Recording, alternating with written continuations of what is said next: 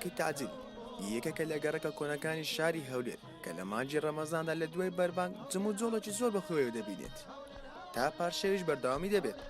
یەکێک لە تایبەتمەندیەکانی ئەم بازارە کە جیای دەکاتەوە لە بازارەکانی تر ئەوەیە کە گۆشتی زۆربەی باڵندەکان تیایدا دەفرۆشرێت.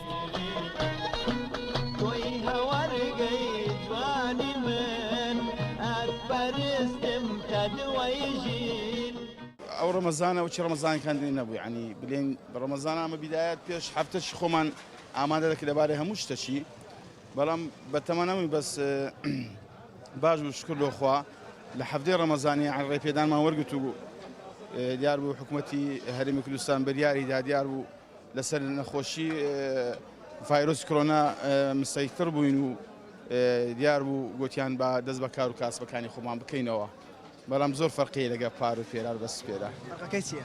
ساڵ 12 مانگە ئینزاری ئەو مانگەی دەکەین، بێنەرە ئیشەکە ئەو مانگەمان هەیە، نەک ئەمن هەر گەڕک بە کاملی هەفتە ڕۆژمان لێ ڕۆی تقریباً 12 ڕۆژ مایە لەبارەی باڵندەکان ئەو باڵندانی ئەمە هەیتمان بلین پۆرە، سوسکەیە، کەوە، کۆترە، گاپەڕە، مرایی تورکیە، مراوی چیویە، ڕیشۆڵەیە، ئەوە لە هەموو لایەک نییە. یەک دووەم شت بلین بەخۆیان دەرێن گواندین و سوپەر بەس لێرە هەر بەمەم کوفاتەڕەش بەناوبانگە ئەو خواردنێکە لێرە لە هەموو گەڕەکان نییە، خاصەن گەڕەکی تەعجیل.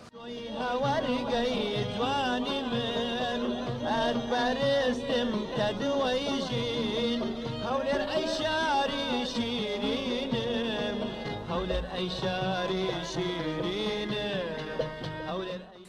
بەڵام ئەم ساڵ جیاوازە ساڵانی ڕابردوو بەهۆی ڤایرۆسی کۆڕۆنا و قەدەغەی هاتوچەوە ئەم بازارە تا 15 ڕۆژی ڕەمەزان بەداخراوی مابوونەوە. لەبەر ئەوەی ئەم بازارە یەکێکە لە بازارە کۆنەکانی شاری هەولێر، خەڵکێکی زۆر ڕوو لەم بازارە دەکەن و قەرەباڵغیەکی بەرچاو بەخۆیەوە دەبینێت بە تایبەت لە شەوانی مانجی ڕەمەزاندا، بۆیە مەترسی زیاتری بڵاوبوونەوەی ڤایرۆسی کۆڕۆنا لێ دەکرا.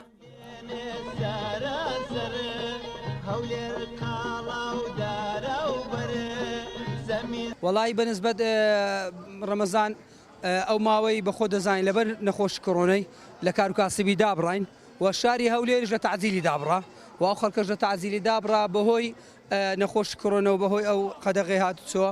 بەڕاستی زۆر دڵخۆشین لەبەرەوەی چەند ساڵێک لە یەکەمی ڕەمەزانەوە مەقسەد دەکەینەوە، بەڵام ئەم ڕەمەزانە ڕێگری کەتبووە بینی ئەوەی ڕەمەزانێ لەبەر نەخۆشی کۆڕۆنەیت لە هەفتەی ڕەمەزان بوو چەند بوو کرابووە لەبەر هەندێ منتیقەی دێرینە و کۆنا تقریبانەوە زیاتر لە 18 ساڵە توانیمە لە ناو تەعجیلیە لەبەر هەندێ چونکە منتیقەکە کۆنا خۆشە، یعنی خواردنەکی تایبەتی لێیە، کۆتری لێیە، سوسکەی لێیە، پۆڕی لێیە، گوانی لێ و تکە و کەباب و گۆشت و جەرگ و لەبەر هەندەیە.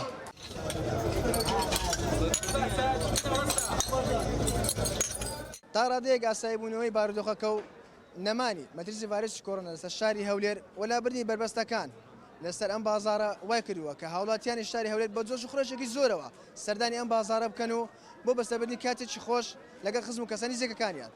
پاشا سەنگەر، گەلی کوردستان، هەولێر.